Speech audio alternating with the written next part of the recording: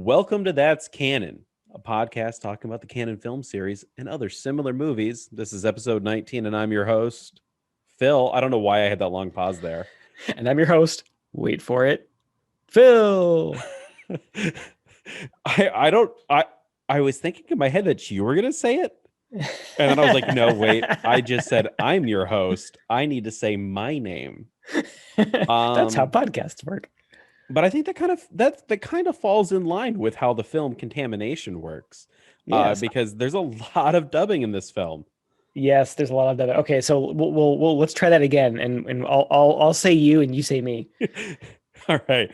This is episode 19, and I'm your host, Phil Cowgill. And I'm Greg Hotailing. They would mess up your name. They would be like Howaddling? Howaddling. Because there was a few words in this movie where even the voiceover artist messed up what he was saying. It like the words that they were trying to say wasn't what was written in the script. And I think I have a few of them written down where I'm like, what is he doing right now? What is he trying to say? Yeah, I think it happens with a couple characters too. I noticed it the most with the protagonist scientist lady, like the Colonel. Yeah, the Colonel. That's right. I forgot she had a rank, which makes no sense. Colonel Scientist. Yeah. Yeah, like she's a couple times. Yeah, the dubbing is a little off, and it almost like it looks like it was intentional because the words didn't match the lip movements well enough, so they had to like, I don't know, insert a pause. Yeah, it was odd. Classic Italian movies. Exactly. Very, very weird. Contamination was made in 1980. It is an Italian-made film that was dubbed over with, I'm assuming, different American vocal actors. Right. This is a direct ripoff of Ridley Scott's Alien. And I say, like, while it is a direct ripoff, they also strip away certain key characteristics of Alien in order to make sure that it meets their very modest budget. Yeah, it's like I mean, it's almost not even a ripoff. It's like you know that this movie was produced, like greenlit, produced, released specifically because Alien did so well. Oh yeah. But you're right, like their budget was clearly so low that like, okay, well, we want to have some trappings that will like people will say, oh, that's like Alien, that was good. I'll go see this or I'll rent this.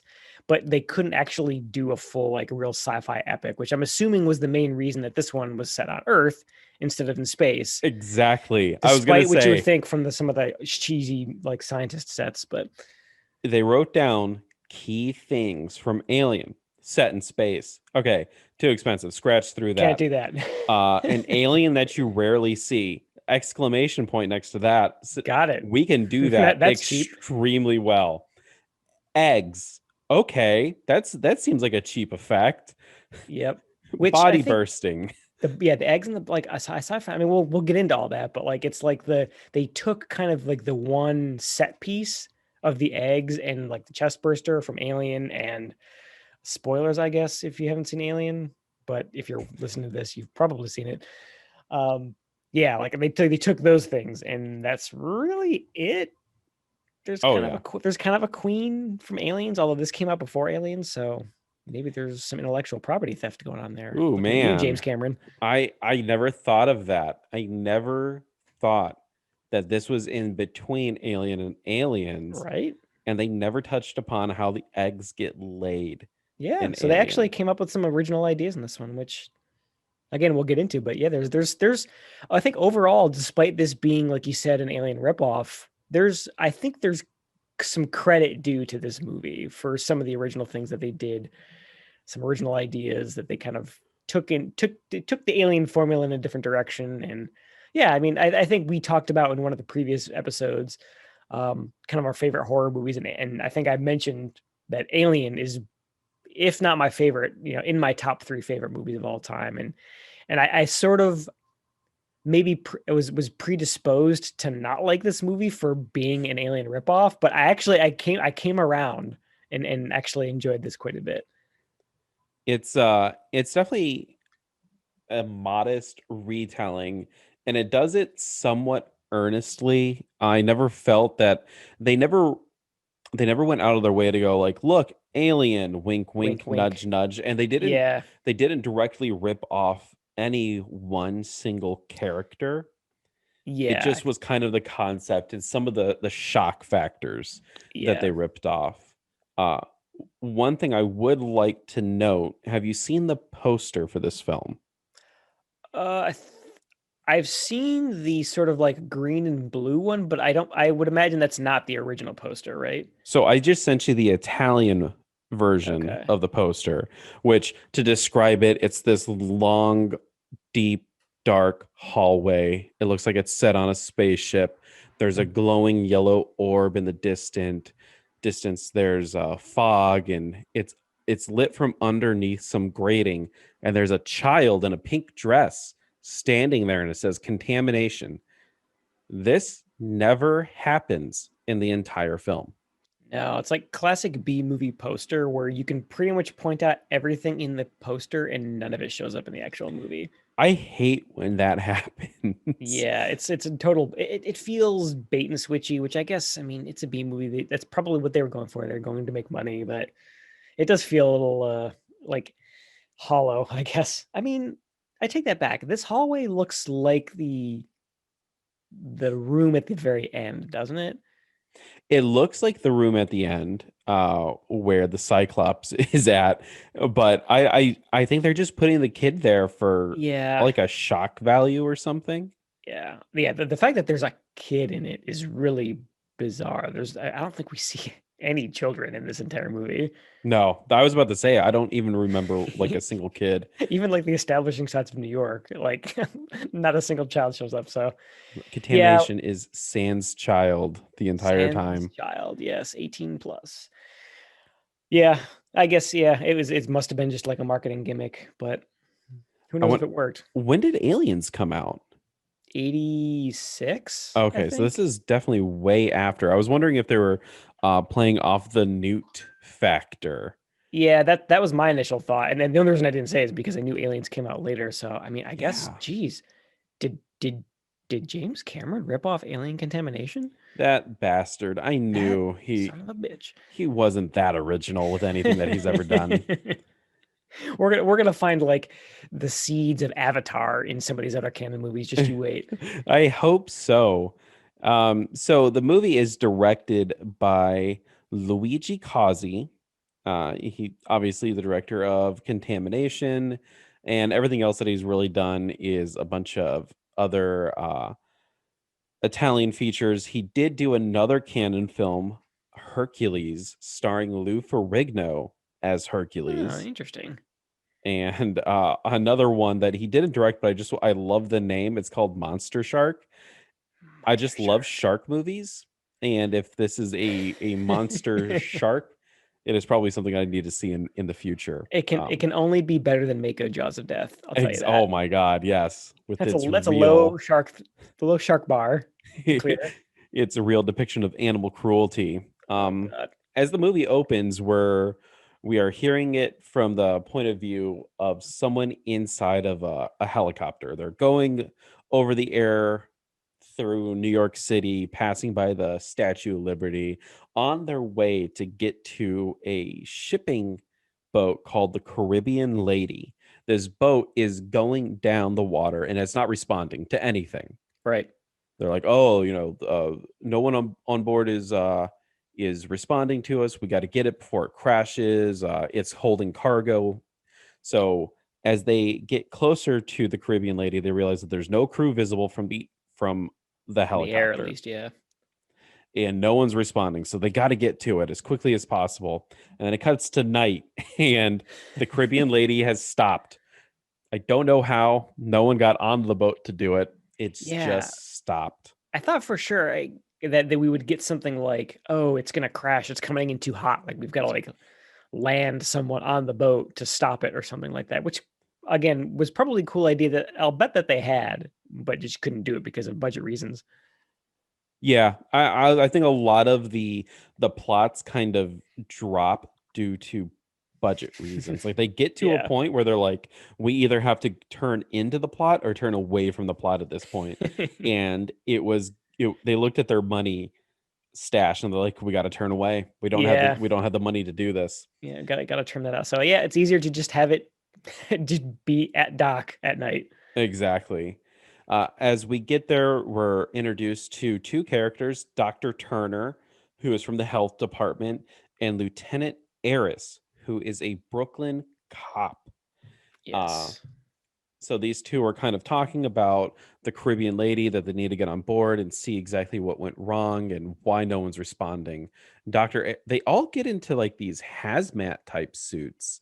Probably because they're thinking if no one's responding, there could be a chemical leak or something going on inside this boat that killed everyone. Yeah, that was like I go back and forth on like the logic of how they approach this, like searching the boat. But the fact that they went hazmat right off the bat is a little strange. Like unless they were expecting to find like, well, unless they knew that they was hauling hazardous chemicals or something, I'm not sure why they would do that right off the bat. But I don't know. It, it is a little odd. Um, I'll give you that. I guess, yeah, they would have to see what the manifest is for the boat to Yeah, see whether or not their actions are warranted. Because when we eventually do find out what it's hauling, it wouldn't warrant such a response. yeah, exactly. As they go inside the boat, Dr. Turner finds the ship's log. And you think it's going to bring up some kind of crucial plot point, but it literally says in there, like, everything's fine. Everything's cool. We're about Yep. hauling stuff. And Yep. then so they keep investigating through the boat. Dr. Ayer is like, we need to look at this place from top to bottom. And Lieutenant Eris is going, no, that's going to take way too much time. But good thing they listen to the doctor because they open up one closet and out pops the body of the dead boat captain. Nice. And I will say the effect is pretty good. Yeah, not a you can bad little jump obviously like scare. he's all bloody. It looks pretty neat. Dr. Turner says it looks like he's something exploded from within him. It Dun, dun, dun. exploded out.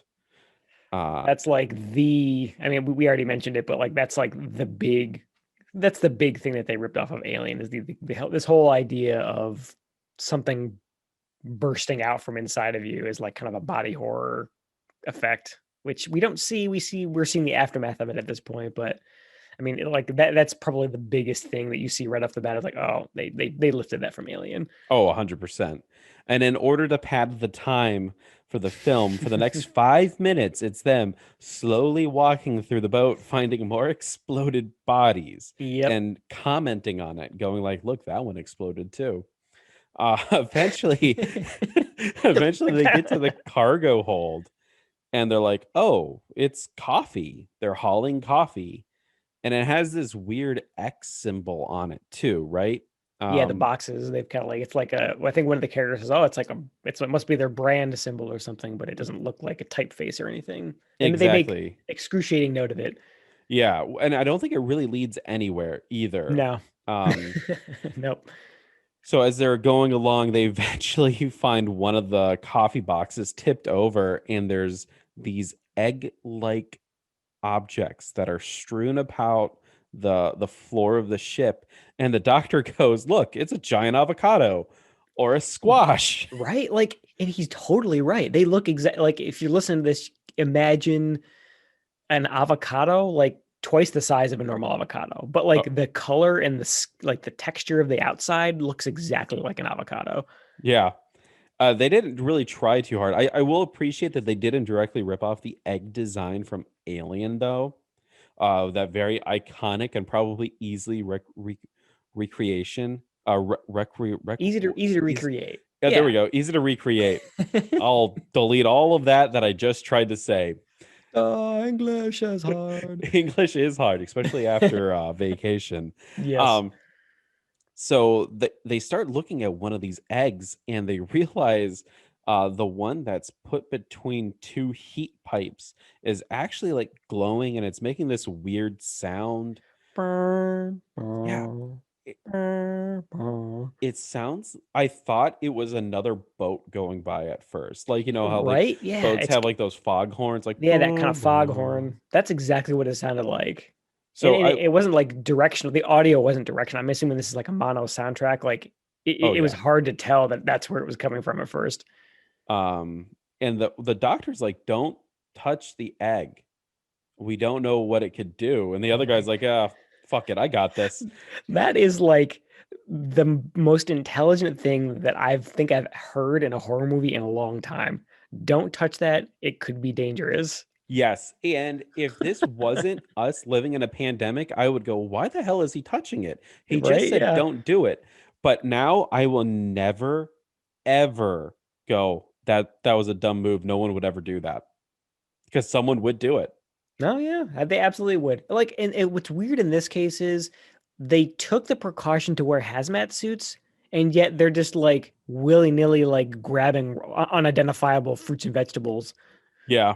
Like, yeah. But if we look at Alien Covenant, don't they in like the very beginning of the film they land on a alien planet and they're like, let's just go outside with no helmets. Yeah, yeah. It's like I get that, and that's why I said earlier, like I go back and forth on the logic of this because like I can fault this movie for doing dumb shit like that, but then again, every like there would the movie wouldn't happen if someone didn't do something stupid. Exactly. If we went into the boat and we saw giant avocados that don't look, on the up and up, the movie would end immediately because we would just leave. Yeah, I was like, oh, there's like, and there's a whole lot of like law around biological like contamination and spreading of invasive species, and it's like, no, okay, yep, I'm leaving this to the authorities, and like, yeah, the movie wouldn't happen because all of the eggs would end up in like, a sealed facility, and that's it. That's the movie. But no, he picks up the egg and it Phew. immediately explodes.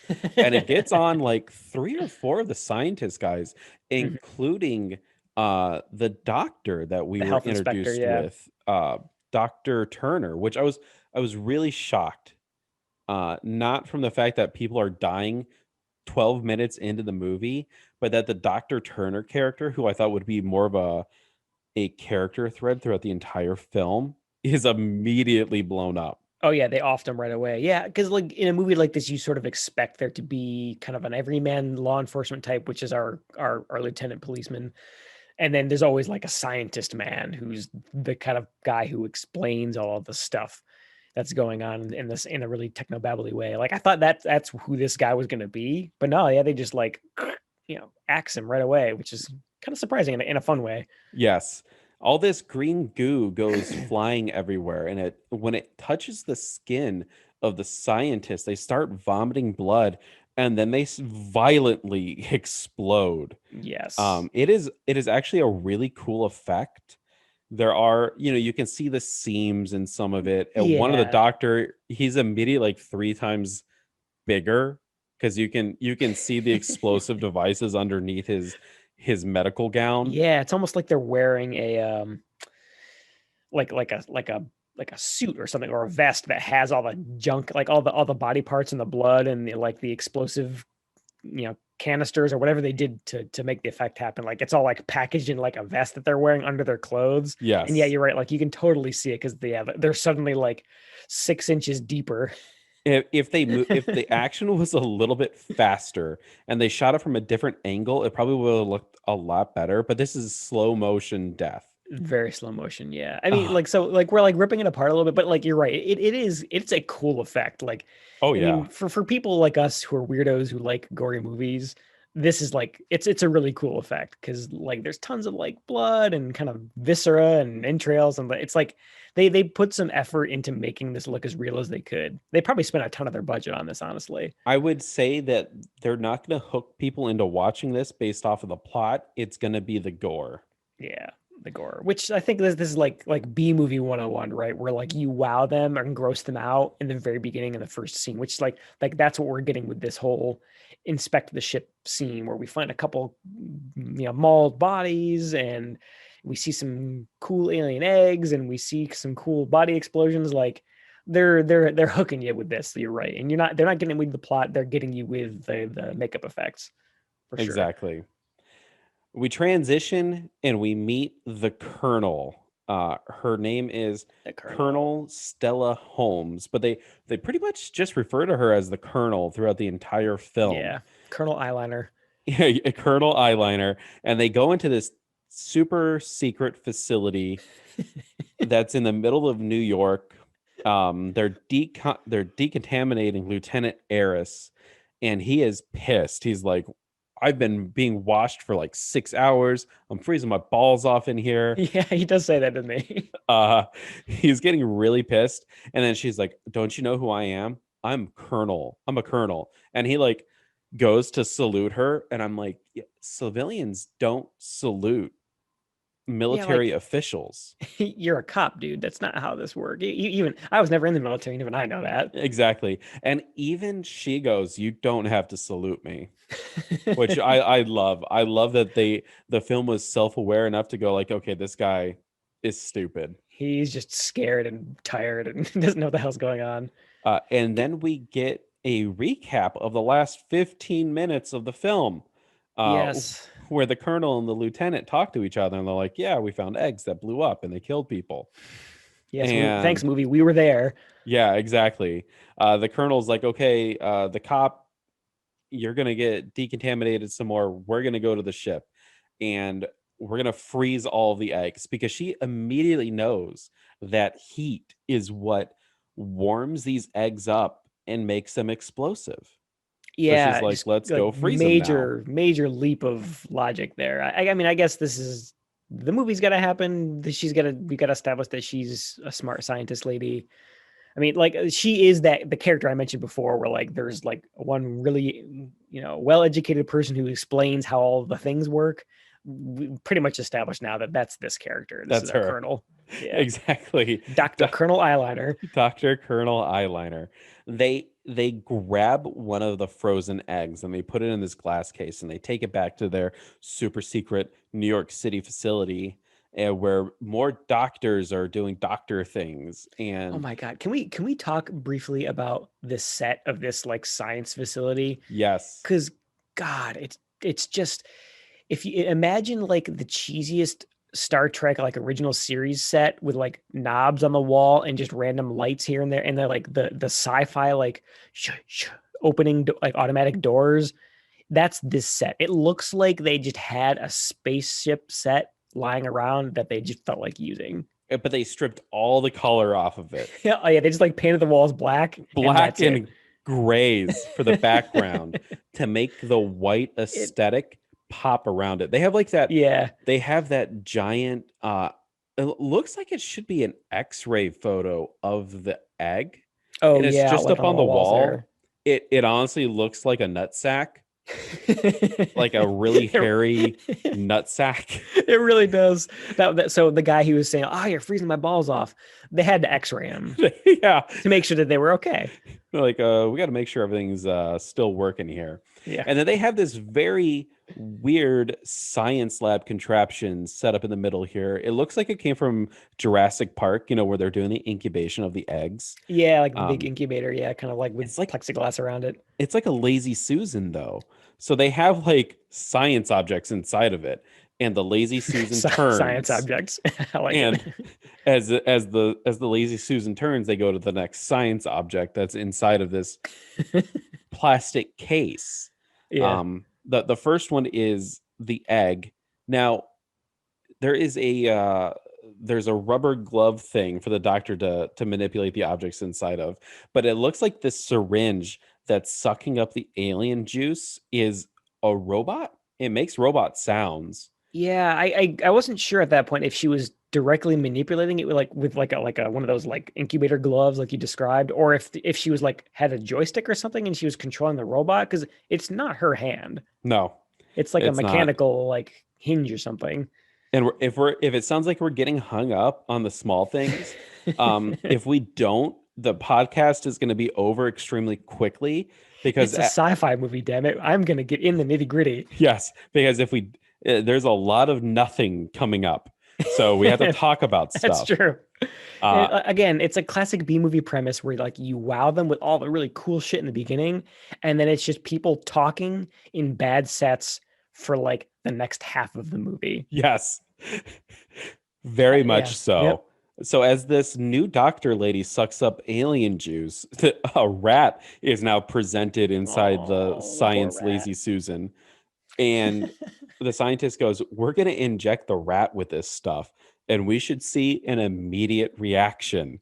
How convenient. Now, these scientists know beyond a shadow of a doubt, based off of the evidence that they found inside of the boat, that people will explode when they're exposed to this. I don't see beyond them going, I really want to see something explode. I want to blow this rat up. Yeah, I don't see the God. need for this. But they inject the rat with the alien goo, and a couple seconds go by in the film, and the rat Just explodes. fucking It blows up like a water balloon full of red paint. it's awesome. I love the effect. I think it works extremely well because they show like the rat kind of like walking around. And unlike the other deaths where it was done in this like super slow motion, the rat blows up fairly quickly. It's like a pop, and it just like covers because like the rat's inside, like it's all in one big enclosure, but the rat is in like a smaller enclosure inside that big incubator, and like so there's like clear walls all around it, and it just like instantly just like the inside walls of that container just get covered in goo and red, and again, you're right, it's like a really cool effect, and I will give this movie credit for not actually blowing up a real rat, because that kind of like horrible animal cruelty we've seen looking at you, Mako Jaws of Death, killing real sharks. Like any time that these like cheap budget Italian movies don't resort to actually killing real animals, I will give them a thumbs up for. Yes. I actually have this thing on my computer where I can like slow down the the video speed of Fancy. it, and I have to tell you, the rat, I think they put like a rat costume over a balloon, and if you look inside of the Science Lazy Susan, there is a tube of that air is obviously getting like pumped into, Oh, and they just expand the balloon and blow everything up. yeah, that's probably like the compressed air that they blasted into it to get it to blow up. It looks great though. I absolutely Yeah. loved it. I was pleasantly shocked by it. Um And like you said, like it happens fast, and it's kind of like it's going to happen, but you don't know when. It's like a Jack in the Box kind of thing. And when it does, it's like a quick pop, and you see it for like half a second, they cut away, and yeah, it's exactly how you do those kind of effects. Because if you stare at it too long in slow motion, or when you freeze frame it, you start to see the zippers and the strings and all that good stuff that you see inside the sausage a little bit, which you don't want to do. exactly. So good on the film for doing this effect pretty well. Yeah. The scientists, they all just stand around there and they're like, yeah, the rat blew up.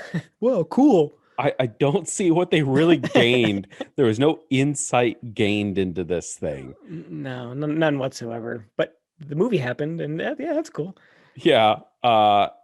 Lieutenant Eris, he seems to get upset at himself. He's like, man, we should have called you when the ship docked. I really feel bad about this because if I called you, there would have been less deaths. Lieutenant Eris had no idea who this colonel was before this event. Why would he ever feel guilt at this moment for something so stupid? Yeah, exactly. Like like as far as they know, it was just. I mean, a ghost ship isn't exactly run of the mill, but like there's like they had no reason to suspect that there was freaking alien eggs that make people explode when you get goo on them. Like he would have no reason to think that that's what's going to happen when he did that initial inspection. So I don't know why he was feeling guilty about that. Yeah. And then there's this weird tension. I would almost call it sexual tension if I didn't feel if there was actual sexual tension between these two characters. There's nothing between these. No, they've got no chemistry. They're just saying words at each other. The colonel is like lightly teasing Lieutenant Eris, and she's like, "You're worthless, but I need you. Yeah. So we're gonna go into the sewers to check to see if there's eggs," which doesn't make any sense to me because the boat docked and they never unloaded any cargo. So Yeah, no why one would was there be unloading it. eggs in the sewers at this point? I, But that's just her like wildly speculating. man, I'm glad she did wildly speculate because as they pull up to not the sewers, but Oh, like like a warehouse yeah, like area, a warehouse or something. Yeah. which again, like I think like shooting it in the sewers would have looked really cool. It would have been way more sci-fi than showing up to a warehouse. Yeah, exactly. The warehouse is full of coffee boxes, and there's just three random thugs at the end of this warehouse Yeah. standing in front of coffee boxes. Generic bad guy dudes. They don't say anything either. They're kind of just walking towards the lieutenant and the colonel and the other military people that they have with them. And one of the goons randomly takes out a gun and shoots the an egg. There's an alien egg just standing there. They get Yep. the goo on them and then they just start They exploding. just blow up. Based on what we know of the egg so far, I don't know what they were expecting to happen, because it's like it'd be one thing if they were trying to lure in the scientist and the SWAT team that's with them to like, hey, get a little closer and then blow up the egg. But they were like 30 feet away at this point. Were they just intentionally trying to like kill themselves so that they didn't get taken alive? I think I guess. there's two things that maybe it was suicide, or maybe they were like, we need to destroy these eggs so these scientists, military Oh, so they people don't get their hands on them. don't get them. Yeah. Let's talk for 1 second about the uniforms that Oh the my military God. people are Thank you. wearing. It's just beige. Like they're like beige jumpsuits, and then okay, I think people listening to this would probably recognize this. Do you remember that Spock helmet that Oh came out in yeah, the 70s?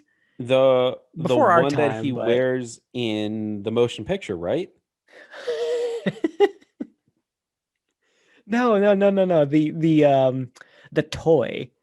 Oh It geez, it was like, hang on a second. Let me find it and Spock send it to helmet you. toy. Yeah, Spock Oh helmet my god, 70s. yes. I You have remember that? seen this. It And I think has it looks like a police siren. yeah, like the spinning light on the top. Everyone who's listening to this, go Google Spock helmet 70s and you'll know what we're talking about. And I think they talked about this in that the Toys That Made Us show on Netflix too when they did the Star Trek episode. But like that's what the helmets of this SWAT team, this beige SWAT team, that's what these helmets looked like. Only beige. They looked like beige Spock helmets. It was the Yeah. dumbest outfit you've ever imagined. It kind of reminds me of episode 5, Luke Skywalker when he goes to Bespin. He has a beige-ish uniform on, but it has, Yeah. pockets and zippers, and it's Yeah. very cool and sleek. Utilitarian. This is the mom version of, you're Luke Skywalker. I put a beige blanket around you. You're Luke Yeah. Skywalker. Yeah, like these weird featureless potato sacks that they stuck these guys in. It's Yeah, like they were clearly going for something futuristic-y looking, but it just looks cheap and stupid. it does. In the next leap of logic in this movie, so when they were in the boat, they froze everything. Yeah, But yeah, now they're like, let's set these things on fire, knowing that heat causes them to explode. it makes no. I'm glad you brought that up because like I wrote that down, and actually this is like the one note on my note sheet that's in all caps, which is like she's like, "Oh, call in the flamethrower units," and I wrote in all caps, "What? We've already set up that they react when exposed to heat." Is she trying like? Is she trying to finish what the goons had started and just like kill everyone in the room by blowing these eggs up? Because that's like this entire warehouse is full of boxes of these eggs. It What would was be she expecting cool to happen? if she was like a double agent, right? Like she's Oh. secretly working against everyone while being on the inside, but the movie's not that smart. It's not that creative, no, but that would have been awesome. Yeah. So Hey, they you flamethrower guys, go in, walk in, get in there and flamethrow them. I'm gonna go wait out back. flamethrow them as if the flamethrower guys have like flames that they're actually throwing. After they get done flamethrowing, they're back at the scientist lab area, and they're talking techno babble about Yes, cells of the eggs and the cellular structure, and they're there's silicon based. silicone. Yeah, Yep. silicone, and there's carbon. I don't really get it. If this is obviously someone who doesn't know science writing science things, going, if they say these, it sounds It sciency. sounds science. Yeah, I mean, we've established through multiple episodes so far that we're both big Star Trek fans. And as far as technobabble goes, this isn't the worst that we've heard, I think. Like, you remember that you and I went to go see Zombie 3 in Yes. the theaters, and there was like hilariously bad, like low effort technobabble where they're like, well, if you put these two molecules together and then we'll get a different molecule and then science and science. And it's like, yes, I agree. Like totally low effort nonsense. At least they tried here where they threw in some legitimately like sciencey terms and talking about silicon based life forms versus carbon based. Like they did a little bit of research to find, make something that sounded somewhat plausible to a layman. I'll give it a little bit of credit. It's not quite on like the top Star Trek tier of technobabble, but it's not the worst either. Exactly. It's not super vomit inducing. Yes. As they're talking through science stuff, the colonel realizes that an astronaut from many years ago described these eggs perfectly on his adventure to Mars. And the guy's name is Hubbard. And they're like, oh, Yes. maybe we should go get Hubbard and get him involved in this. And the colonel's like, well, I'm the reason he got discharged from the military because I said he was crazy for seeing aliens on Mars. Yeah. Which like the fact that they bring, I don't know about you, how do you feel about how they bring up Mars in this case? Like this, it almost seems like it comes out of nowhere. I almost feel like we should have gotten, because they talk about, oh, there was a Mars mission and these guys described something really similar, like you said. Like I feel like that should have been in a The opener. prologue or something. Yeah. That should have been the opener. Hubbard's adventure onto Mars, seeing the things that he saw, and then it cuts and it says contamination. And then you get the helicopter flying over New York going, there's a ship in the harbor that's not stopping and we Right. need to get on board. Um, Yeah, like that should have been, you're right. You're absolutely right. That should have been the opener on Mars, is like we see him see the eggs. We see a bright light and it cuts and it like fades and then we get the title. Like, because then that would have made the impact of seeing the eggs on the boat on Earth. Like it would have added like some of that cool tension where like the characters in the movie know less than us as the audience. And we like, no, oh, you stay away from those eggs. That's like weird Martian alien eggs. Stay away from them. exactly. The little knowledge that I have, I know you shouldn't be next to those things. Yeah, and that would add like a nice little bit of tension there. But no, like again, this might have been just one of the many things that they had to put on the on the cutting room floor, so to speak, because they just didn't have the budget for it. Exactly. It's so it's oddly structured. Yeah. Um, as the colonel pulls up to Hubbard's house, he tells Lieutenant Harris and everyone else, "You guys stay here. I'm gonna go talk to Hubbard." And Hubbard is in his house. He's obviously been drinking. There's crap strewn apart about his entire apartment. Empty cans and bottles and whatnot. Exactly. He is your stereotypical movie drunk. He lives in a very Movie. nice place. There's Yeah, just right? That was empty weird. bottles everywhere. Uh, It was a so weirdly nice place for it is. like a washed up drunk. I mean, he had like a really nice skyline view, which they like make really good use of when they shot this. They do. Nice He's living the place. sweet life. Living the sweet life. Uh, the colonel starts talking to Hubbard, and she's like, "Yeah, I guess you're not crazy because we've seen the alien eggs that you're talking about." And he goes, "No, I am crazy. I didn't see anything on Mars. Aliens are fake." And she pulls out a hand drawing of the eggs, and they look like little butts. they Um, the way that they they're do, don't they? drawn, Yeah. they look like tiny little butts. Little cleft eggs. Yeah. And she's like, look at this picture. It's the alien eggs. And the thing is, they actually have these alien eggs. Why the fuck didn't they take a real photo of this? I don't like they had the technology to get to Mars, Phil, but they didn't have a camera with them. A Whoops. Polaroid? I think What an Polaroids were idiot. around in 1980. Uh, it's not like they had to wait with like a lab technician to develop the film and then shoot the lab technician because he saw things that he You wasn't saw too supposed to much. see. I watched that So the colonel photojournalism is on like, Mars. okay, I'm sorry that I treated you like shit, and that I got you kicked out of the military, but these are the eggs that you saw on Mars. And then we cut to a dusty outdoor shot of Hubbard and this guy named Hilton.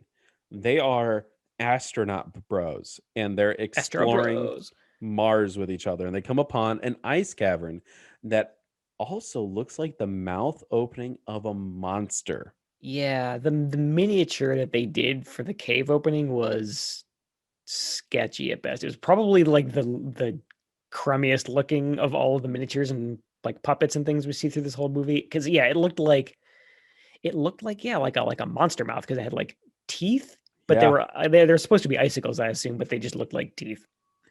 It has like these openings where you would assume multiple eyeballs would be strewn about the head of this creature, but it just looks really bad. It was Um, so low budget that they couldn't make a new miniature. They just, oh, we've got this alien puppet hanging around the studio. Why don't we just like spray paint it white? It's a cave opening. exactly.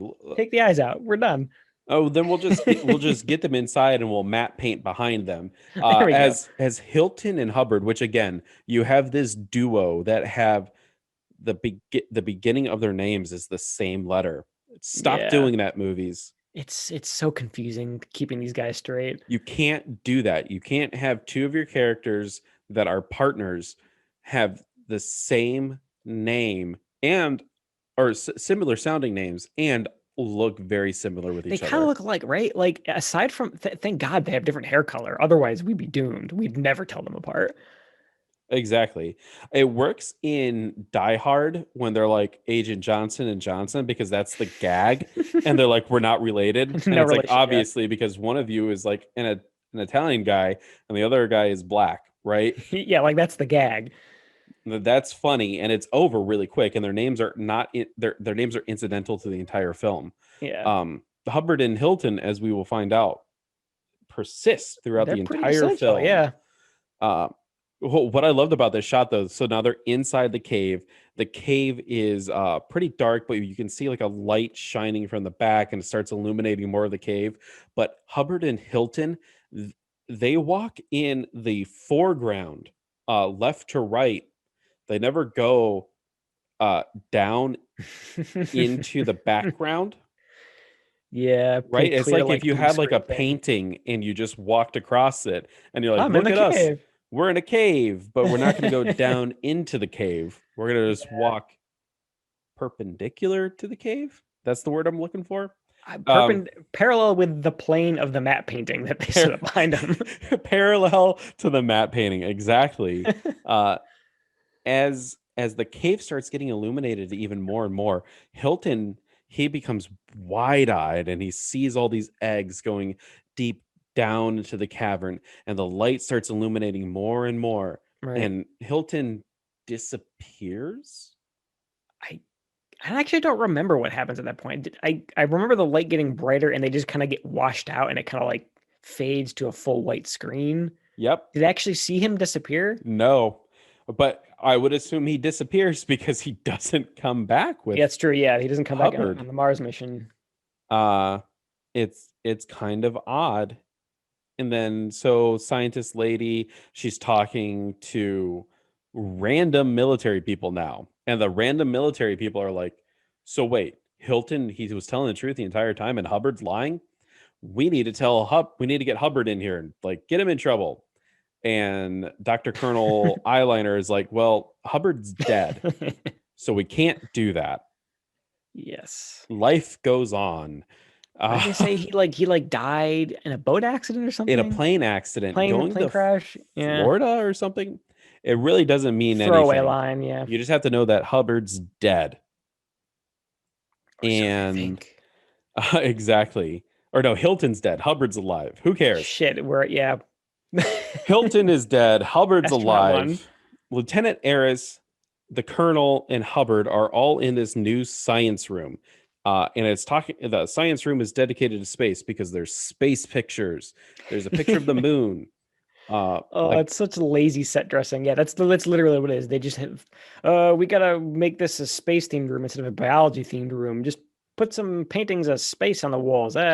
Whatever. if this was a movie in which this was like a love hotel where you pay by the hour and you get a themed room, this would be the astronaut room, right? Like moon pictures, darkly lit, bed in the center, right? Like I could buy that, but as a 3, 2, 1, blast off, baby. exactly, as a top secret military facility dedicated to the exploration of outer space, this set is bullshit. It is complete bullshit. Yeah, there's like literally 2 paintings on the wall, and then otherwise it's just the same black painted sci-fi set that we've been getting up to this point. The colonel and Hubbard are talking to each other, and the colonel's like, Hubbard, I need you to come with me. We need to go down to South America for some reason to find the coffee people. And Find Hubbard's the like, coffee people. Yeah. I'm just a washed up, discharged military person. And she goes, well, I've reinstated you. Full reinstatement. Everything's been expunged, Full which benefits, 401k, dental. yeah, you're going to get that BAH again. I don't Oh yeah. think that exists. I don't think, being former military myself, I don't think there's ever going to be a point in which someone comes up to me and they're like, Phil, we've reinstated you. Full benefits. I'm like, Yeah. I didn't sign up for this. You kicked me out. I don't I was think like, this is how it works. can you do this? I don't think you can. uh, she insults Hubbard and she's like, what are you going to do? Just live in pity for the rest of your life? And for some reason, this starts turning Hubbard around and he's like, you know what? I'm going to slap the shit out of you, Colonel. She's like, no, you won't. You're not a real man. Real men would hit me. You're not a real man. And then he clocks her right across the face. Yeah, like it is bizarre. I in like thinking about it now, I see what she's trying to do. Like she was just trying to like snap him out of his, self-pity, I guess. But like why she thought it was a good idea to goad him into hitting her. And the fact, like, there's so much wrong with this. The fact that he like feels better after hitting someone is messed up. Oh, Like, yeah. Because as soon as he gets done hitting her, they like look at each other and she's like, do you feel better now? And he's like, yeah, I yeah, do. I do. And they start What a smiling at each other psychopath. and they're like, let's go to South America. The country, South America, where people hit each other, I guess.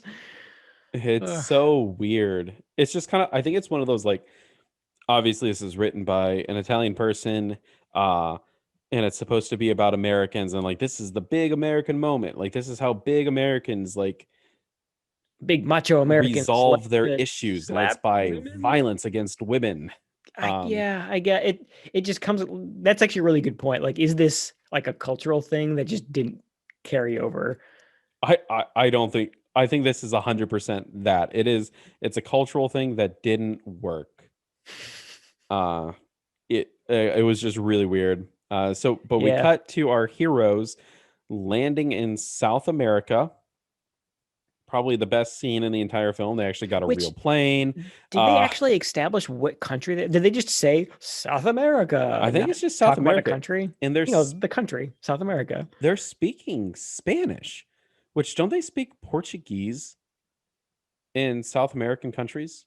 Just Brazil. Just The rest, Brazil? yeah, just Brazil. Everything else is Spanish. Yeah, which is why I asked because like that if they were speaking Portuguese, okay, well you could by process of elimination they're in Brazil. I think it's just Brazil, but yeah, like they were speaking Spanish. We have no idea what country they're in. They're just some South American or Central American country. Exactly. And as they're doing like establishing shots of this South American country, and there's like a fort, there's like people smoking giant oversized cigars. Oh, that's right, the parade.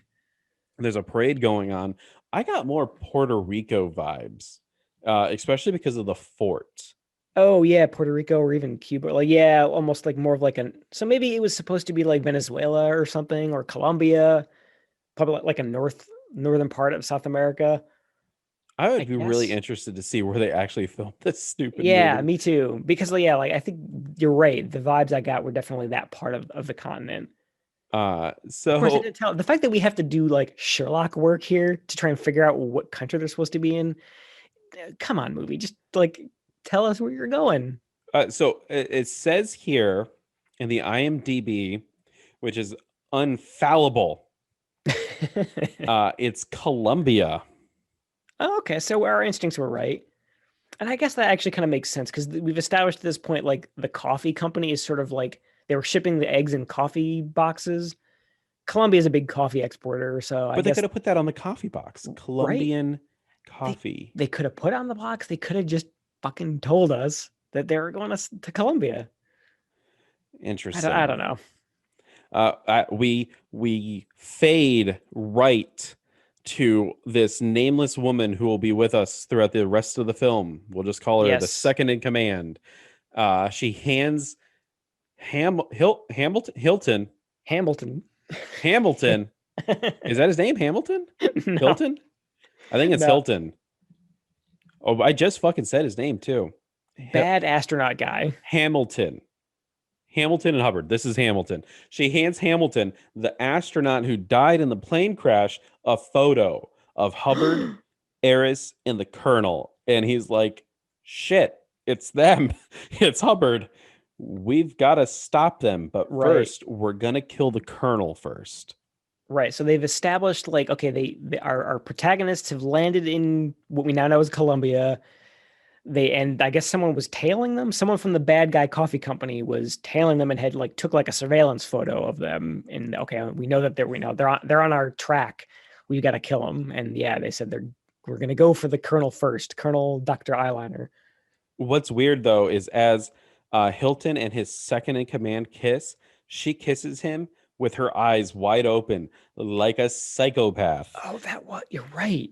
That was weird, wasn't it? Like, Yes. and she's not into it at all. She's like staring into space the This whole time. is not forced, but maybe subtle force. Like we don't see Hilton beating down this woman in order to get sexual pleasure from her. They've already established that, and probably a prequel to this movie. We're Ah, just seeing yes, the the prequel. aftermath to where she is just in shell shock when he comes onto her. She just shuts down totally and I emotionally. She just jeez. accepts what happens to her. I know I it got dark there really quick, Greg, yeah, but I like the idea that you've put it into the movie canon. I almost think that it was just the actress thought that guy was repulsive, and that was the best take that they got. it could very well be. Because I mean, she's pretty, and he was kind of a chud. He was quite chudly. Yeah. We So, cut to the Colonel, Hubbard, and Eris. They're all inside this hotel room. They're talking. And they're like, okay, we need to get to work. We need to do this, that, and the other. And the Colonel's like, I'm going to take a shower because I want to wear clean underwear and a nice dress. That's like literally her dialogue. she Uh, got her priorities straight, I guess. Hubbard and Eris, they leave her hotel room. They're walking down this hallway, and the Eris is like, "Don't worry, I'm not into the Colonel. She's an ice queen, and I like it. I like it Oh my warm." God. This is like, I mean, we get this in a lot of these movies from this era, just like the casual sexism. He says a line in this part where he's like, what a waste of a good looking woman. Oh my God, yes, Yeah, he does hard say yikes. that. Whew, man, stuff that you just can't say in films or in Right? real life anymore. No, yeah. It's just I, like I think that's another one of those like cultural things. Like it's like, oh, that's how macho American men talk, and yeah, ugh, it's very weird. Eris is getting inside of his hotel room. Hubbard's going inside of his, and then we get the gag of like Eris is actually trying to sneak back out, and Hubbard's like, "Ha, you like her," and he's like, "No, I gotcha. don't." And then they both go Ugh. into their respective rooms. Weird little comedy bit there that did not land at all. Exactly. Now, I thought the setup for the Colonel taking a shower was for us to get our gratuitous nudity, but we actually don't get any of that. I was kind of Right? shocked. That was kind of surprising. I thought the exact same thing. It's like, okay, well, it's an Italian movie. They like to throw some nudity in there, and it's a B movie in general. So you are totally reasonable to expect that it's going to come. And yeah, there you think that that's oh, this is going to be the scene. Of course, she wants to take a shower now because aliens are invading, but I got to have clean clothes. Like you think like that's the obvious setup for it. But yeah, Exactly. we don't get it at all. I was pleasantly surprised. I was expecting it. I didn't get it. And I was like, good on the film for holding back That's just true. a Yeah, little bit. you've kind of redeemed yourself a little bit from the horrible comments that this police lieutenant made a couple minutes ago, but whatever. We see a rubber handed glove pick the lock of the Colonel's hotel room, and there's like some noise. This rubber-handed glove locks the Colonel inside of her own bathroom, which I don't think is Yeah. possible. I think I was trying to figure that out too. I think what the unnamed person does, they like break the key off in the lock, Ah, and okay. I guess that would do that. I don't know. That's my best guess. Interesting.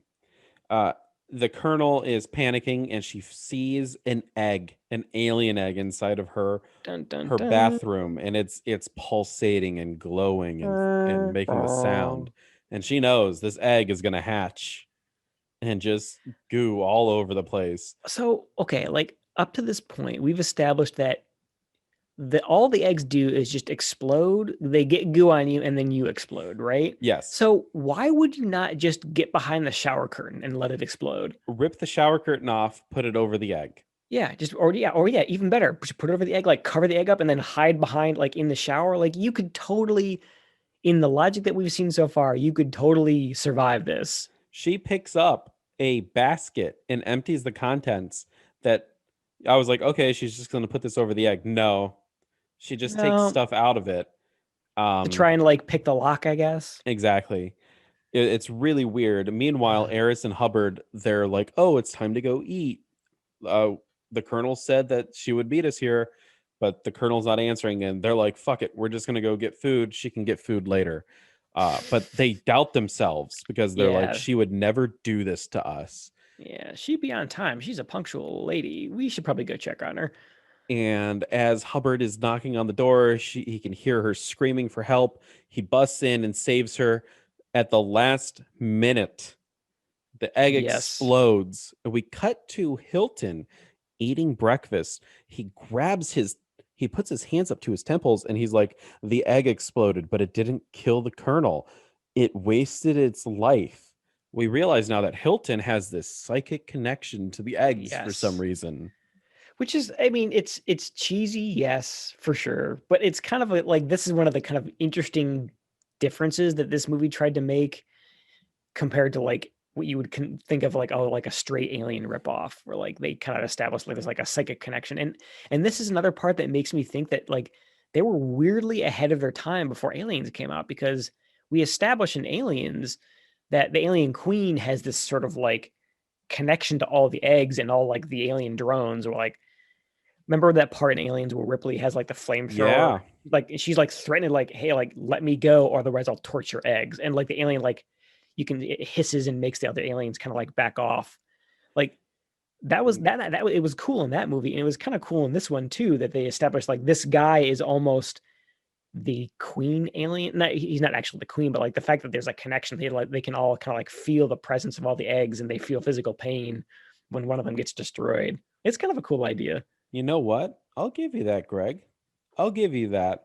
Yeah. I kind of thought it was a little hokey, but I'll give it to you. Yeah, Now it's at that I least, think about it, now that you kind of like, I guess, put it in the context of a better movie. yeah, like I think that's the probably the problem, is it only works when knowing how, like, Aliens was a fantastic movie. Like we only know that this part, it's good in this movie because it was good in the other movie. It's still pretty cheesy here, but at least credit where credit is due. It was kind of an interesting idea instead of just like a straight mindless alien monster. I like that. Yeah. I like it. You're changing my mind a little bit about this movie in certain parts. Point to Contamination. But let's turn it around and let's talk about more shit. Because as soon as that scene's over, Hubbard gets into an airplane and he starts flying away, while the Colonel and Eris are driving to the coffee place. And Lieutenant Eris says one of the most like non-American American things ever. He's like, I'm just your average Brooklyn cop. I'm no hero. Oh my god, it was so cringy. You're right. Like coming off of, oh, that was kind of a cool idea with the psychic connection to the eggs, and then we hear stupid shit lines like that. It just like completely ripped you right back out of the movie. Yes. Uh, I ain't no hero. I'm just a regular American Brooklyn guy cop, man. exactly. Big Oh my American god. cop. Lieutenant Eris and the Colonel, they go to the coffee plant and we see the second in command. She's sitting behind a desk. She's like, let me go ahead and I'll give you a tour of our coffee place. And they're like, yeah, we hear you have very special coffee. Very Wink, wink, special. Wink, nudge, wink. nudge.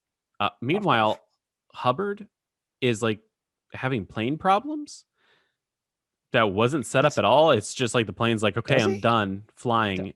I forget about that. Did he didn't crash? I don't No, remember having. essentially the plane was just like, I'm done flying, and he just had to land it. You can hear like sputtering and stuff. It's like Oh, I, um that's perfect. it it progresses the plot nowhere. We get this really long scene, maybe like 2 or 3 minutes of Lieutenant Eris and the Colonel walking through the A coffee coffee plant, factory. and they're like, "Look, coffee!" And then the second in command's like, "Oh, here's my henchmen," and they pull guns out on him. They're like, "We know you're here for the alien eggs, and I know this because Hilton shows up with a gun, and he's like, I'm from Mars. Remember me, Colonel Ha Doctor ha ha Lady?" ha! Surprise, Colonel Highlander. It's me.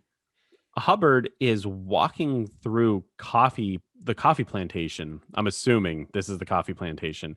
He comes upon a guy who's been shot in the gut, and the guy says, "A white zombie did this to me." Oh, that's right. I forgot about that guy. Like he Provides nothing he. to the film. No, yeah, none whatsoever. Like, and I didn't realize he had gotten shot. I assumed it was like he got some of the goo on him or something, and he had sort of exploded. I Hmm. don't remember him getting shot. I thought he was just shot, but maybe it was the goo. Shit, I Cut don't know to now. Eris and the Colonel. They're tied up back to back with each other. They're Right. having some really shitty conversation, and Eris kisses the Colonel, and he's like, "This is the Ugh. best moment of my entire life." Again, like there's they try to like force some little bit of like romance under fire in this situation, and it again it just falls so flat Oh because yeah. they've got zero chemistry. Uh, we cut back to Hubbard in the plantation, and he sees people in white hazmat suits, the white zombies, loading eggs, alien eggs, Mm. into containers. Now, Greg, what the fuck is happening here? Am I to believe that these eggs are growing from the trees, or that they're indiscriminately throwing eggs around this coffee plantation? What is going on here? I mean, okay, so ooh, geez, whoops, knocked my camera thing there. Um, yeah, like at this point in the movie, I was thinking, okay, they're growing them outside in a coffee plantation, I guess, or but later on in the movie, we It's established something that totally different. there's something that's totally different. Like something is laying these eggs. So like you're right. How did they get out there? The only thing I'm just thinking out loud here, maybe we've established that they like warmth in order to like develop and mature. Maybe they're just it's warm in South America and they just put them outside in the sun. It's Maybe it's got to be something. I don't really know what they're going at. And this happens a few times throughout the film. Like, why are their eggs just randomly here? out. Okay, so they're not in the sun though. They're like under the trees. You're right. Like it's almost Yeah. like as if they've fallen from the trees, like a coconut or something stupid like that. That's what I was thinking. I was like, are these eggs growing on the trees? What is I don't understand what's Yeah. going on at this point. The more I think about it, like the weirder it becomes. The more I'll you turned me around on certain aspects, and now you're now I'm turning me back. turning you back. I'll continue with my charitable approach to this movie, and I'll say that they're just they've been laid by the big bad creature, and they've been taken out here to mature in the hot South American sun. All right. That's my story. I'm sticking to There we go. it. Hubbard, he knocks one of the people out in the hazmat suits, and he gets inside of his suit. Right. A little bit of Um, a this is what I disguise. thought was really weird, though, because none of them have distinguishing features amongst them. As Hubbard tries to get into one of the vans, someone goes, "Hey, you're actually supposed to be sitting up front. That's your assignment." How? Oh yeah, that's right. Like because you can like so they're in like full body hazmat suits and masks. Like all you really see is sort of the eyes. Do these guys really know each other that well? That I mean, these are all just like faceless henchmen. How do they know that this guy? Oh, you're supposed to be sitting in the back, not in the front. I mean, That I makes no see sense, people. Well, I used to see people every day. There's some people that I see almost every day, and I could not tell you the color of their eyes. I would just guess brown because right? it's Yeah, like the most common eye color, right? and you're almost like unless you okay. Here are the things you've got to go on: hair color, eye shape, and then maybe like body size, body shape. Yeah. The bodies are completely hidden under these like massless, they're like big floppy hazmat suits. You can't tell this guy's build, maybe his height. You can't tell what hair color he's got because he's got a mask on. Like you only have the eyes to go on. Yeah, it makes no sense. There's no way they would recognize this guy. So we cut to Eris and the Colonel. Hilton goes, "You're gonna meet the Cyclops now," and Such a dumb name. Such it a it, dumb name. it was I wish they'd given it a different name. they kind of go through their facility a little bit. There's a little bit of cheesy dialogue. It doesn't really matter what they're saying or what they're No. doing. There's actually a few, like, I want to say, like, the next 5 minutes is just a bunch of people walking around and reactionary shots between Eris and the Colonel or Hubbard uh, Yeah, it's like walking. him infiltrating the coffee facility in like the hazmat suit disguise. Like we see him kind of like sneaking through. It's almost like they tried to put like spy movie elements in this because I guess maybe that was what was popular at the time. They're making the movie and they're like, a James Bond movie came out. They're like, well, we need to put a spy element into this now. Put some sneaking around and disguises in it. Kids like that. As Eris and the Colonel get to the basement, we see the set from the poster, and they're kind of looking down the deep dark hallway, and we see finally, with Finally. 13 minutes left in the film, we see the alien. And I will say the alien design isn't half bad. No, it's not. It's kind of like, how would we describe it? It's almost like the head almost looks like an hourglass. Yeah. It's like a big fleshy green hourglass, and there's like a big one single gold eye in the middle of it. And it glows. It has tentacles, and it has a very large mouth at the bottom of the hourglass head. Right. As the eyeball illuminates, you can hear like psychic sounds.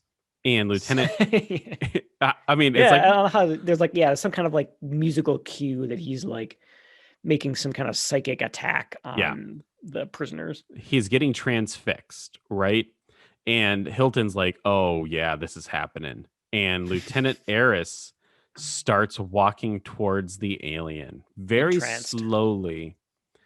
And you can see that even though he's compelled to go forward, he's also very afraid. It's almost like he can't stop himself from going forward, and he realizes his ultimate fate, but there's nothing he can do. He's just accepting it. And as he gets close enough to the alien, it wraps one of the tentacles around him and crushes him. Right. Cut to Hubbard fucking about, and he finds the second in command, and he's like, "You're gonna take me to find my friends."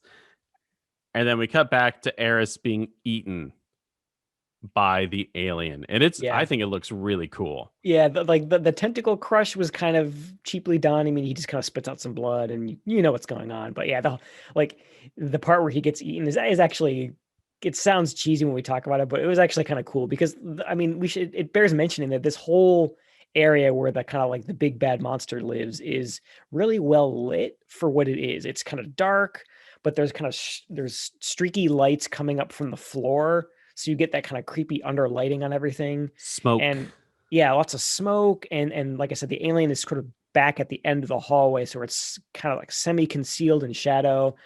So all of this is happening where it's not like in plain broad daylight. So it's lit the way that you should light kind of cheesy monster effects. Yes. So that when Eris is getting eaten, the tentacle is sort of in shadow, and it doesn't look like, a dummy getting sucked into a hose, which is probably exactly what it was, but it looks cool. It looks like a snake eating something, if you want to picture it that way. Yeah, like it takes a bite, and then it unhinges its jaw, moves down farther, and keeps doing that until Eris is fully consumed. Yeah. It's very cool. Hilton then forces the Colonel to look into the eye of the Cyclops, and she gets transfixed. But unlike Eris, who kind of walked a little bit faster, the Colonel is taking these baby micro steps towards the Cyclops. Right. She's fighting it a little bit better, I assume. Meanwhile, Hubbard is just wasting everyone. He's got a gun. He's shooting all the scientists. He's shooting eggs. He's making people explode. Right. Oh, we actually so this gunfight is actually surprisingly well done too, because we actually see some squibs go off. Yes. Underneath the clothes of the bad guys, which I feel like in a lot of lazier movies, we wouldn't see that. They would just like writhe around and do a backflip and die, and we wouldn't see any actual bullet hits on the body. And little touches like that, little they put some effort in. The action is shot far away, so you can actually see the action play out. Right. It does seem like when it came to the action, they did care A a little bit. little bit about what Yeah. they're doing.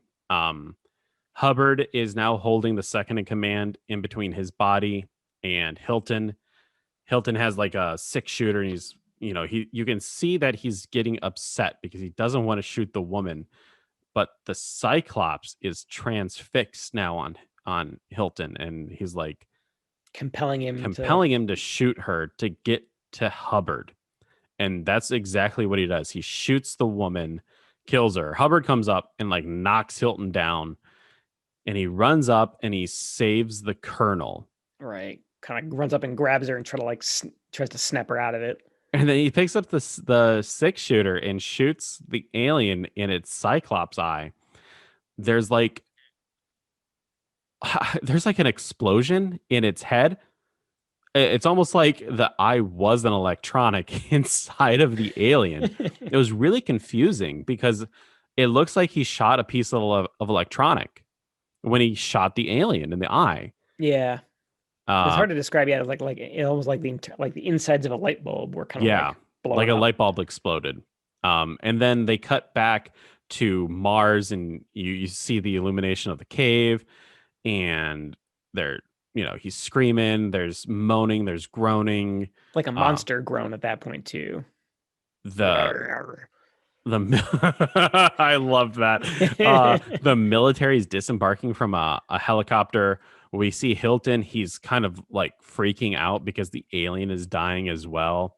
And then Hilton starts to get into the metamorphosis of exploding. And then he finally explodes in a In cacophony of blood. yes, gory, like super slow-mo And it gore effect. works. It Yeah. works because it's darkly lit. There's smoke. It looks really great. And then there's a little bit of dialogue between Hubbard and the Colonel. And they're like, oh, yeah, when Hilton was transfixed by the alien on Mars, that's when it took over. And Kind of formed a Hilton's link between them. he's still up there in Mars somewhere. Cut to New York City, a pile of trash. And inside the pile of trash is an alien egg. How did it get there? It doesn't matter because you're now at the credits, and that's the movie.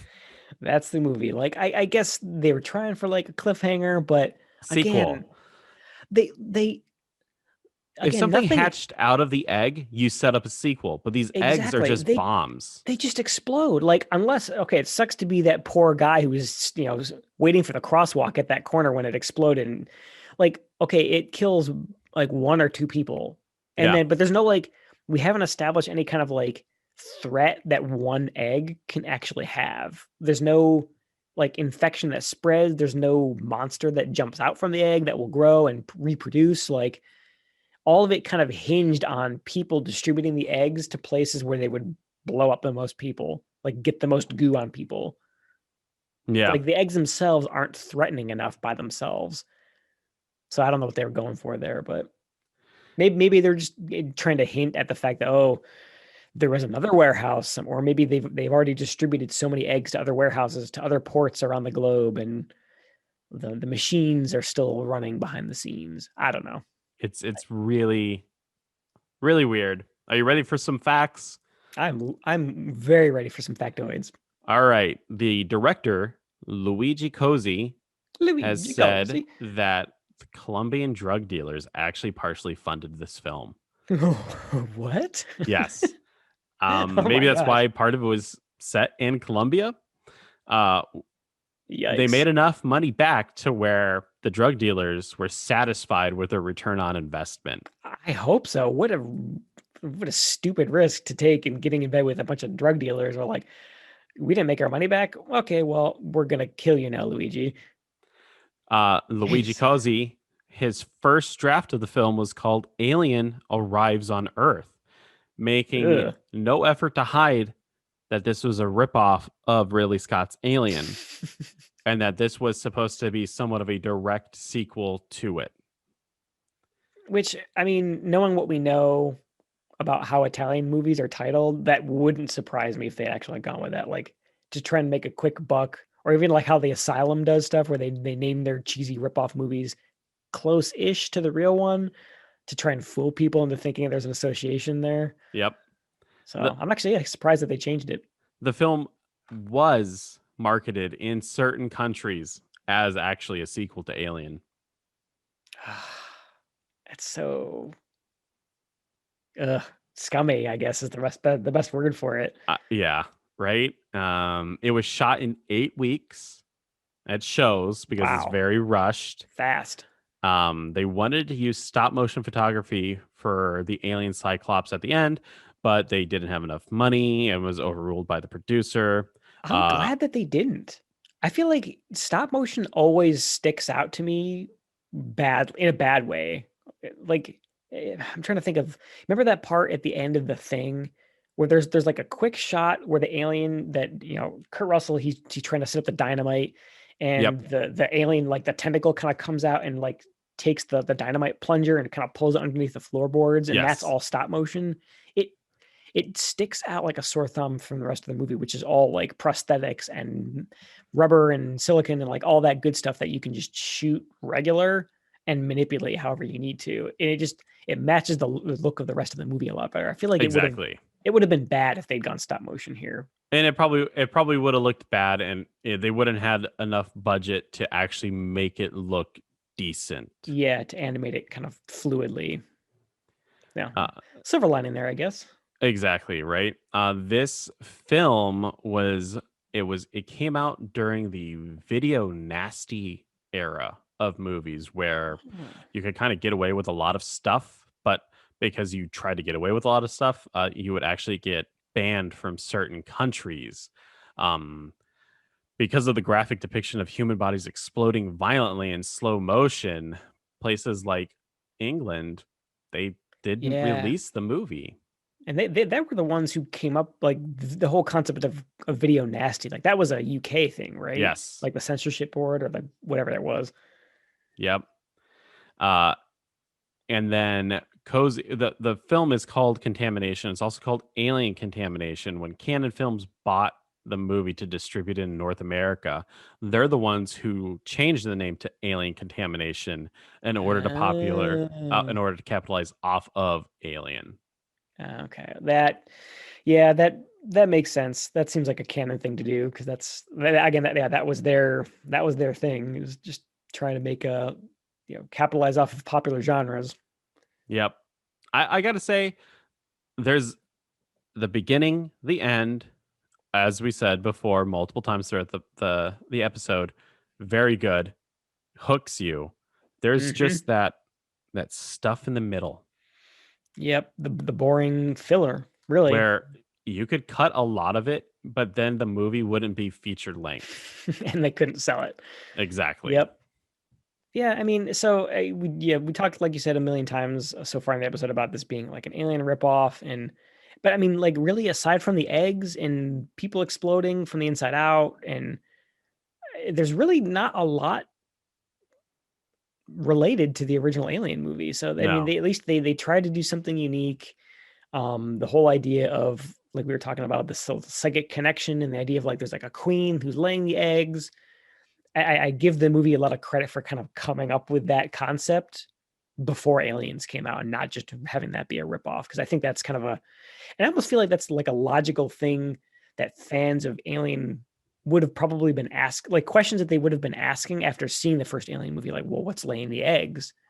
And it's kind of like Exactly. it's clever bit of writing to think like, oh, we can answer what's laying the eggs and kind of have it go that route. So There's I mean, got to yeah, be for them, a thing that does this. What is yes, that thing? And they something that's actually making the answered it. eggs. Yeah, they Uh, answered it. it was pretty good. Pretty good. I would give it a heavy 2.5, going towards a 3. If there just wasn't some boring stuff in it. Yeah, that the filler in the middle, the boring stuff, the bad techno babble, the cheesy sets. Like, there's a lot in it that kind of brings it down for me. I mean, yeah, it's like a 3.5 for me. I think I'm I've probably demonstrated this so far. Like I'm predisposed to liking these kinds of movies. I think I'm probably more charitable than we would otherwise be to like a bad comedy or like Lady Chatterley's Lover or something like Oh, that, or musicals. Like I think these are the kind of movies that we like. But yes. I think there's legitimately good things in this that Oh, I definitely. think it deserves that 3 for me. If there was a 2.75 rating on Letterboxd, it would 100% get that with no questions. But if I had It's our to, podcast. Yeah, we can give it whatever 2.7 repeating. yes. So it's definitely one of those where I will I will rewatch it. It won't be, something that it's not going to be a constant rewatch, but I will rewatch it. It's Yeah. it's good enough for me to do that, just to kind of be like, oh man, I love when that rat explodes. Uh, I love it. Exactly. I think yeah, this is definitely one of those. Like, I think we've given this credit to other ones we've watched during the show too, where it's one of those B movies where it's like it's not Alien, it's not like a grade A major release, but it's one of those fun B movies that's good to have on the background while you're maybe doing other things, or when you want to have like a bad movie night, it's a good thing to dig up and watch. And I think for anyone listening who happens to be a Shudder subscriber, I highly recommend watching the version of this that Joe Bob Briggs did as part of the Last Drive-In series. I think movies like this are made better by kind of knowledgeable commentary like his and ours. Oh, yeah, I'm not yes, saying that we're all that is not nearly as knowledgeable as Joe Bob, of course, but like I kind of think movies like this benefit from having a little bit of commentary to them. So definitely check out that episode of that show 100%. Watch everything Joe Bob Briggs does. for The sure. man's a national treasure. Um, Exactly. let's talk a little bit about the next movie. Yeah. We kind of looked into this. There's a lot of films that are so obscure that either a DVD hasn't been created or it hasn't been transferred onto the internet. So we're Yes. gonna have to skip a few movies in between here, but that's okay because that gets us right next, or not right next. It gets us to Right the next. next Charles Bronson film, Oh yeah. 10 to Midnight. Charles Bronson, a cop, a killer, a deadline, 10 to midnight. I don't know what that tagline means, but I like it. It's it's just it's catchphrases, right? It's just like action movie catchphrases. Yeah. I Let's mean, see if I can get a byline for 10 to midnight here really quick. Let's go to IMDb. They usually have a pretty good, like yeah, a quick blurb of what this is. An LAPD detective and his rookie partner are on the trail of a psychopathic young man who's murdering young women. sure. Yeah. Sounds like an 80s Are action movie. Yep, Sign me up. I mean, if I can only imagine that this is a Death Wish 2 kind of movie, kind of rip off. Like they know what kind of character Charles Bronson does, and he does it well. That's probably what we're in for. I will If I had to say guess. they know who Charles Bronson is and they know what kind of characters he does. I won't say that he does them quite well. Maybe we'll see Fair enough. what Yeah. this is. Maybe he will do this well. I don't know. Yeah, we'll Uh, see. Greg, what's the quote of the week? The quote of the week. So it would take us back to the beginning of the movie where our police lieutenant is kind of doing the inspection of the ghost ship, and they found the couple of blown out from the inside bodies, and they've made their way down to the storage hold of the ship, and they see all the coffee boxes, and they're saying, oh well, it's a lot of coffee. This is a weird symbol on this coffee box. And then one of them looks over and sees the eggs, and he says, "What's that over there? That's not coffee." That's right. He does say that. Such a weird thing. No shit, Sherlock. Like, yeah, uh, really weird. It's one of those things where maybe they're thinking inside of their heads. They're like, we have to call out this. Like, we can't assume that the viewer is going to be smart enough to acknowledge that these giant avocados aren't are coffee. not coffee. That's yeah, I guess. Maybe they're just really big coffee beans, Phil. Could be. Big leathery green coffee beans. Need a big grinder for it or something. I mean, we ain't no coffee experts. You know what? I am a coffee expert. I drink enough coffee to know. Oh, That's not geez. coffee. Well, If you like what you're hearing, go ahead and subscribe to the podcast. Leave us a review. Give us some constructive criticism and how we can make this podcast more enjoyable to you. Do you want to hear us talk about coffee some more? I can do it. Yes, Do you want to please. hear us talk about Star Trek more? We definitely can do that. You can Yes, follow please. us on Twitter at That's Canon. And you can email us at That's Canon. That's CANNON at gmail.com. And remember, since we said it, That's canon. After all the evidence is in, he'll reach his own verdict and execute the sentence by the deadline when there is no justice. This man is the law. 10 to midnight. Charles Bronson, Lisa Eilbacher, and Andrew Stevens in a Golan Globus production of a J. Lee Thompson film. 10 to midnight.